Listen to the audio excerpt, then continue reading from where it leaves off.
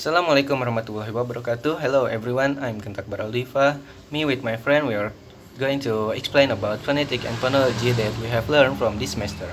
The first is nature of language. Linguistic is a discussion about what language is. Language is something which is used by people in order that they can communicate each other. Communication is interaction between people in order that they can share information. Knowing language means knowing what sound or sign are in that language and what sound are not. Phonetics is a science that deals with the sounds of human language. The grammar is the knowledge speakers have about the units and rules of their language. Phonetic is study of speech sound to describe sounds. Next, articulation. The production of any sounds involves the movement of air. Most speech sounds are produced by pushing the lungs air through the vocal sounds, up to the throat, into the mouth or nose, and finally out of the body. The sounds of all language fall into two classes. The first is consonant and two vowels. Suprasegmental. There are 3 points of suprasegmental. The first is consonant. Many of symbols used to describe consonant sound will be familiar.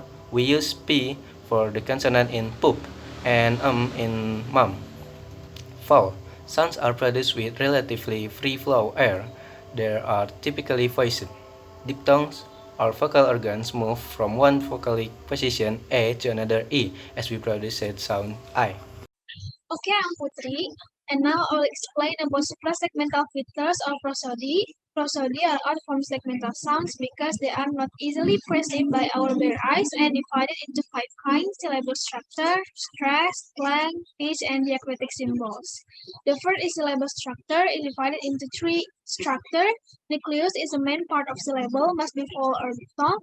Onset is a consonant before nucleus, and coda is a consonant after nucleus. So the second is stress. There are 4 stress in English: primary stress, secondary stress, tertiary stress, and weak. So there is length. Length is the duration of pronunciation. Pitch is consists into 2 things. Tone is the frequency given to certain syllable, and intonation is the sequence of tones. So there are diacritic symbols. There are 3: quotation mark to mark up a stressed syllable, hypermark to separate between syllable, and colon mark to mark the segmental sound is follow the vowels. So there are phonetic versus phonology. Phonetics are discussion about the production, the transfer, and the perception of language sounds. The keyword of phonetic is speech sounds.